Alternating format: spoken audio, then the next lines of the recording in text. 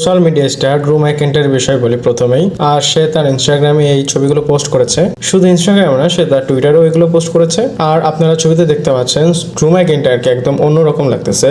মনে হচ্ছে যে সে একটা মুভি স্টার বা একটা মুভি স্টার পোস্টারের মতো লাগতেছে।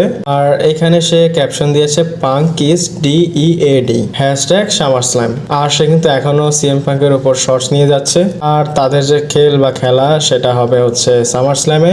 আর আমি দেখেছি ইন্টারনেটে মানুষরা এই তাদের স্টোরি লাইনটাকে বা তাদের ফিউডটাকে ওইভাবে দেখতেছে না। আর আমি আপনাদের বলি, আপনারা চিন্তা করেন সিএম পাঙ্ক সামারস্ল্যামে রেসলিং করবে, আর এই সিএম পাঙ্ক কিন্তু রিটার্ন করার পর মাত্র এই নিয়ে 2বার রেসলিং করবে। আর কার সাথে ফাইট করবে? ড্রু ম্যাকইন্টারের সাথে। আর তাদের কিন্তু স্টোরি লাইনে কখনো ফাইট অ্যাঙ্গেল হয়নি, জাস্ট তারা ইঁদুর বিড়ালের মতো ঘুরপাক খেয়েছে। আর তাদের ইঁদুর বিড়ালের খেলার মতো স্পেশাল গেস্ট রেফারি চলে এসেছে, সেথ ফ্রিকিং রলিন্স। তাহলে তাদের ম্যাচটা কোন লেভেলে হবে সামারস্ল্যামে, এটা আপনারা একটা বার বুঝে নেন। আর আমি এটা বলবো, ইজিলি আপনাদের সামারস্ল্যামের সবচেয়ে ফেভারিট ম্যাচ হবে এটাই।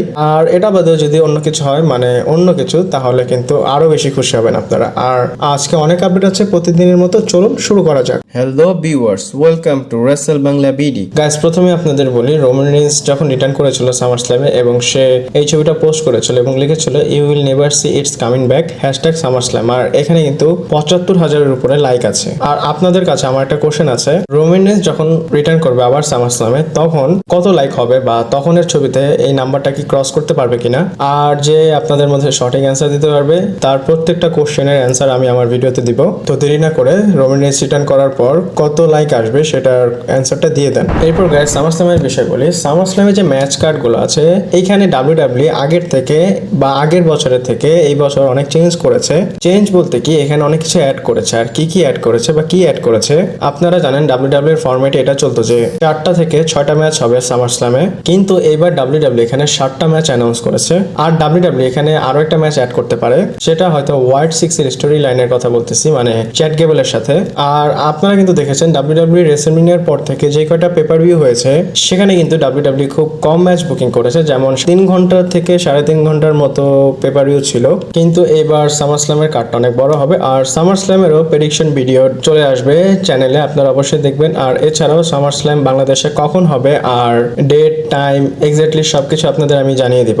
এরপর গাইস কথা বলি, স্যাথ রলিন্স কি AEW তে চলে গিয়েছে, কারণ স্যাথ রলিন্সের ভিডিও AEW তার অ্যাকাউন্টে ছেড়েছে। মানে এটা স্যাথ রলিন্সের না, এটা হলো টাইলার ব্ল্যাকের। আর টাইলার ব্ল্যাক কেন বললাম, সে কিন্তু WWE তে আসার আগে ROH, যেটা হচ্ছে একটা কোম্পানি, এটা অল এলিট রেসলিং কিনে ফেলেছে। এর জন্য তাদের যত পুরনো ভিডিওগুলো আছে সেগুলো অল এলিট রেসলিং পোস্ট করেছে।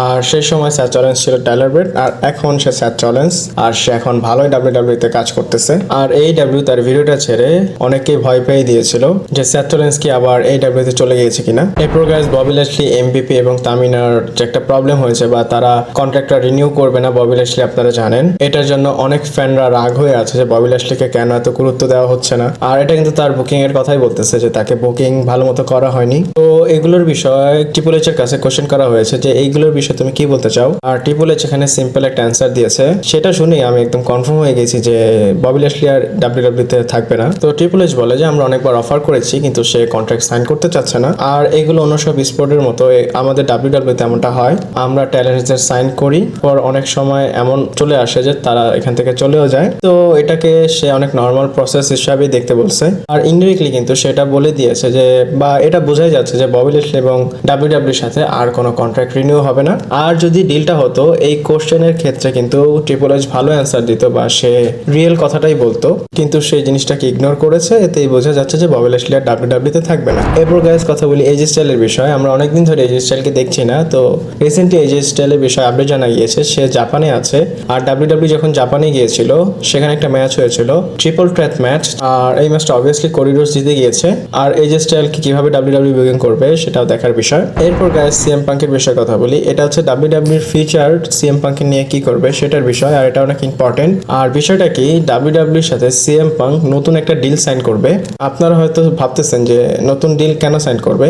আমি আপনাদের আগের ভিডিওতে বলেছিলাম সিএম পাঙ্ক চায় WWE তে একবারে থাকার জন্য। তো রিপোর্টসের অ্যাকর্ডিং বিষয়টা এমন যে 2026 সালের নভেম্বর মাসে সিএম পাঙ্কের ফার্স্ট কন্ট্রাক্টটা শেষ হবে। তো এখানে WWE লং টার্ম থেকে লং টার্মে সিএম পাঙ্কে দেখতেছে। তাদের মধ্যে কথাবার্তা শুরু হয়ে গিয়েছে যে WWE অনেক বড় একটা ডিল সাইন করবে সিএম পাঙ্কের সাথে, যেমনটা র্যান্ডি অর্টনের সাথে করেছিল 2010 সাল থেকে 2020 সাল পর্যন্ত 10 বছর একটা সাইন করেছিল। আর ঠিক সেই রকমটাই সিএম পাঙ্কের সাথে ডাব্লিউডাব্লিউ সিকিউর করতে চাচ্ছে। এটা কেন করতেছে ডাব্লিউডাব্লিউ চায় না নিজেদের একটা ট্যালেন্ট অন্য জায়গায় চলে যাক। আর আপনারা কিন্তু দেখেছেন সিএম পাঙ্কের উপর ডাব্লিউডাব্লিউ ভালোই ইনভেস্ট করেছে। আর আমি আপনাদের বলে দেই, সিএম পাঙ্ক এবং ডাব্লিউডাব্লিউর মাঝখানে বড় একটা ডিল সাইন হতে যাচ্ছে। আর সাইন হলে কিন্তু আপনাদের জানিয়ে দিব। আর সিএম পাঙ্কের পকেটে যে ভালো টাকা যাচ্ছে ডিলটা সাইন হওয়ার পর, সেটা আপনারা শিওর হয়ে থাকেন। এরপর গাইস, জেকাব ফটোর বিষয়ে কথা বলি। ডাব্লিউডাব্লিউ তাদের ওয়েবসাইটে জেকাব ফটোর বিষয়ে কিছু আপডেট দেয়। আপডেট বলতে কি, তারা সিম্পলি তাকে লিস্ট করেছে তাদের ওয়েবসাইটে এবং ওনার নতুন একটা রেন্ডার দেখতে পারতেছেন বা তার ছবিটা দেখতে পাচ্ছেন। ডাব্লিউডাব্লিউ একটা ডেসক্রিপশন দিয়েছে জেকাব ফটোর বিষয়। আপনাদের আমি বলি, Jacob Fatu might just be the scariest member of Solo Sikoa's bloodline hack. এছাড়া ডাব্লিউডাব্লিউ খুব ভালোভাবে লিখেছে যে he might be the scariest superstar on the main roster. মানে ডাব্লিউডাব্লিউ এটা বুঝতে চাচ্ছে যে ব্লাড লাইনকে তো ছাড়াও জেকাব ফটো নিজেই অনেক বেশি বিপজ্জনক। ডাব্লিউডাব্লিউ কিন্তু নিজে থেকে জেকাব ফটোকে অনেক বড় দেখাচ্ছে। আর ফ্যানরা কিন্তু হোপস অনেক হাই রেখেছে জেকাব ফটোকে নিয়ে। আর আসতে যাওয়া 2 বছরের মধ্যেই ডাব্লিউডাব্লিউ জেকাব ফটোকে এস্টাবলিশ করে ফেলবে। এরপর গাইস কথা বলি ডাব্লিউডাব্লিউ লন্ডনের বিষয়ে। তারা কিন্তু একটা সময় বলেছিল যে রেসেলমেনিয়া লন্ডনে করতে চায়। আর লন্ডনের যে মেয়র সাদিক খান, সে কিন্তু ডাব্লিউডাব্লিউতে বলেছিল যে আমাদের এরিয়াতে আমরা বা লন্ডনে আমরা রেসেলমেনিয়া করতে চাই। তখন কিন্তু ট্রিপল এইচ বলেছিল লেটস টক। তো তাদের কথাটা কিছুদিন আগে হয়েছে।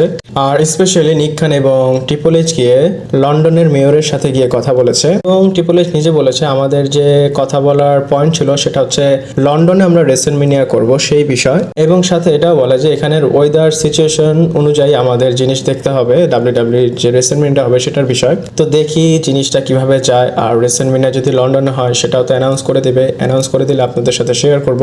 আর যদি তাদের কথাবার্তা ভালো মতো ওয়ার্কআউট করে অবশ্যই রেসেলমেনিয়া হবে, এটা আপনারা শিওর হয়ে থাকেন। এরপর guys next and final story, সেটা হচ্ছে ব্রক লেসনারের বিষয়। তো লন্ডন যখন ভিজিট করেছিল ট্রিপল এইচ, সেখানে তাকে কোশ্চেন করা হয় ব্রক লেসনারের বিষয় এবং সে ব্রক লেসনারের বিষয় এমন কথা বলেছে সেটা প্রথমে আমার বিশ্বাস হয়নি।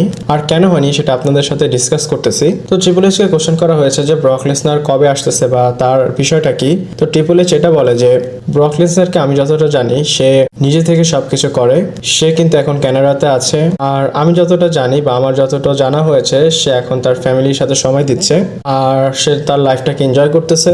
এবং এর পাশে সে এটাও বলে ব্রক লেসনার যখন নিজে থেকে ডিসাইড করবে যে তার কিছু করতে হবে তখন আমরা কথা বলবো বা সে আমাদের সাথে কথা বলবে, তখন আমরা আমাদের যে কনভারসেশন সেটা করার জন্য আমরা রেডি আছি।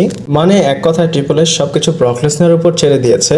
মানে ব্রক লেসনারের যখন ইন্টারেস্ট হবে সে ডাব্লিউডাব্লিউর সাথে কথা বলবে। কিন্তু উল্টো আমরা এতদিন কি জেনেছি যে ব্রক লেসনারের সাথে যে সিচুয়েশনটা হয়েছে সেটার বিষয়ে ডাব্লিউডাব্লিউ খুব স্ট্রিক্ট। আর এর জন্য কিন্তু দেখেছি রেসেলমেনিয়াতে সে কমপ্লিট করতে পারেনি আর ডাব্লিউডাব্লিউ নিজে থেকেই পিছনে এসেছে। কিন্তু রিসেন্টলি ট্রিপল এইচ এর এমনটা বলা যে আমরা তো এখানেই আছি আমাদের জায়গায়, জাস্ট ব্রক লেসনার নিজে থেকে আসলেই হয়ে যায়। আর ব্রক লেসনার কখনো নিজে থেকে বলে না যে আমি রয়্যাল রাম্বলে আসবো, আমি এখানে আসবো এখানে আসবো। আর আমরা কিন্তু কখনো ব্রক লেসনারের পাবলিকলি কোনো কমেন্টও দেখিনি। আর ব্রক লেসনারের বিষয়ে যা কিছু জেনেছি সব কিন্তু ট্রিপল এইচ এর মুখ থেকে শুনেছি। আর অনেক সময় যখন পাবলিক ইন্টারভিউ হয় সেখানে ট্রিপল এইচ সিম্পল লাইন বলে দেয়, মানে কথার মাঝখানে থাকে সে, আগেও না পরেও না। আর এটা কেন বললাম, ট্রিপল এইচ কিন্তু নিজে থেকে বলবে না যে হ্যাঁ আমরা ব্রক লেসনারকে অ্যাপ্রোচ করব, তারপর দেখি ব্রক লেসনার সিদ্ধান্ত দেয় কিনা সে আসবে, এগুলো তো তারা কখনো বলবেই না। সেটা না বলে উল্টো ব্রক লেসনারের উপর সে সবকিছু চাপিয়ে দিয়েছে। আর আমার এটা সঠিক মনে হয় না বা ট্রিপল এইচ এটা সত্য বলছে এটা বিশ্বাস হয় না। ট্রিপল এইচ অন্য প্ল্যানিং করতেছে। আর ট্রিপল এইচ যদি নিজে থেকে বলে যে তোমার কালকের শোতে অ্যাপিয়ার হতে হবে, জাস্ট একটা কনভারসেশন করবে, ব্রক লেসনার এমনি চলে আসবে। কারণ ব্রক লেসনারের হিস্টোরি কিন্তু আমরা এমন দেখেছি। আর আজকের ভিডিওটা আপনাদের সাথে এই পর্যন্তই ছিল। ভালো লাগলে লাইক কমেন্ট শেয়ার সাবস্ক্রাইব করে পাশে থাকবেন। পরবর্তী ভিডিওতে আবার দেখা হচ্ছে।